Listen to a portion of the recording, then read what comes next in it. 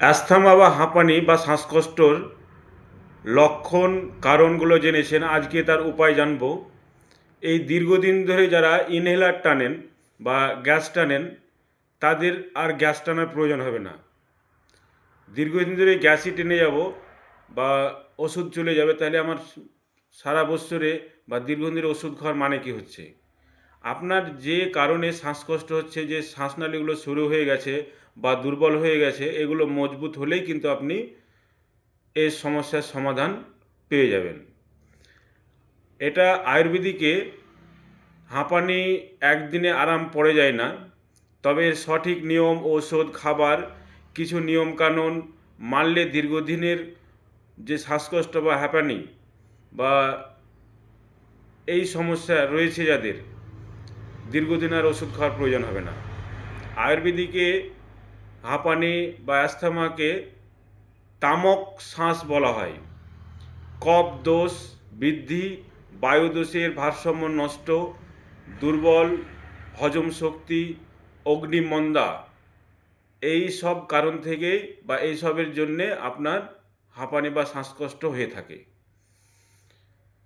Respiratory system বা আমাদের শ্বসনতন্ত্র বা যে শ্বাসকষ্টের চালাই, এই যন্ত্রগুলো মজবুত হয়ে গেলেই আপনার কিন্তু দীর্ঘদিন ধরে আর কোনো ওষুধই প্রয়োজন হবে না।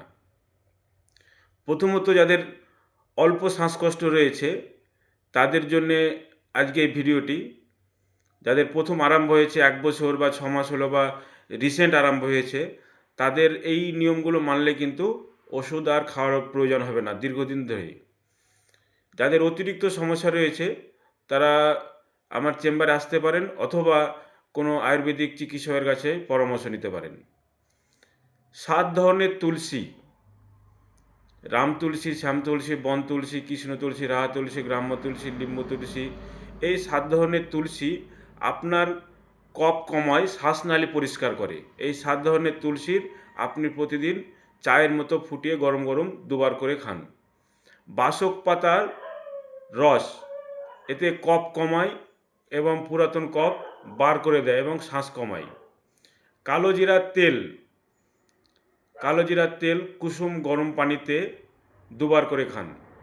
এতে কিন্তু শরীরের ইমিউনিটি পাওয়ার বা শরীরের ইমিউন সিস্টেমকে খুব ভালো রাখে এবং প্রতিরোধ ক্ষমতা অনেক তৈরি করে। এবং যে শ্বাসের সমস্যা, তাদের কালো জিরার পুটলি করে, অনেকে ইনহেলার নেন, পুটলি করে ঘষে ঘষে আপনি গরম গরম ভাপ নেন ইনহেলারের মতোই, দেখবেন কিছুক্ষণ পরে আপনার শ্বাসকষ্ট বা শ্বাসের সমস্যা কিন্তু সঙ্গে সঙ্গে আরাম পড়ে যাচ্ছে।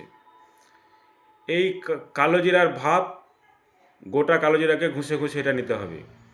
বুকে তিল বা সর্ষের তেল মালিশ করা কিন্তু শ্বাসকষ্ট রোগীদের জন্য খুব উপকারী।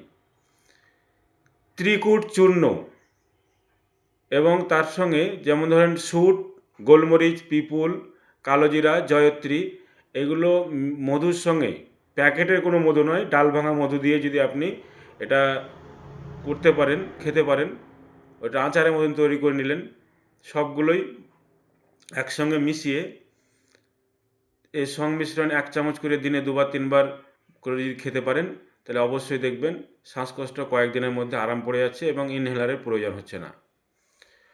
উপকারী আয়ুর্বেদ এবং পানীয় কোনগুলো? মানে আয়ুর্বেদ শাস্ত্রে শ্বাসকষ্ট বা অ্যাস্থমার জন্য যে ড্রিঙ্কস বা যে পানীয় যেগুলো খাওয়া দরকার, সেগুলো আদা, তুলসী, দারচিনির চা করে খেতে পারেন।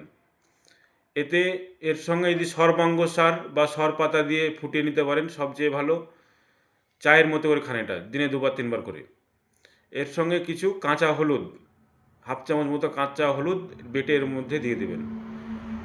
শ্বাসকষ্টের জন্যে গরম ভাতে কালো জিরা, রসুন, পেঁয়াজ, হালকা সেদ্ধ সবজি, এগুলো কিন্তু শ্বাসকষ্ট রোগীদের জন্য খুব উপকারী। আমার এই ভিডিওটা যদি ভালো লেগে থাকে এবং যাদের পুরাতন শ্বাসকষ্ট রয়েছে তাদের ভিডিও পরবর্তীতে পেয়ে যাবেন এর প্রতিকার। এই ভিডিওটি যদি ভালো লেগে থাকে তাহলে লাইক করে শেয়ার করুন এবং ফলো দিয়ে সঙ্গে থাকুন। ধন্যবাদ।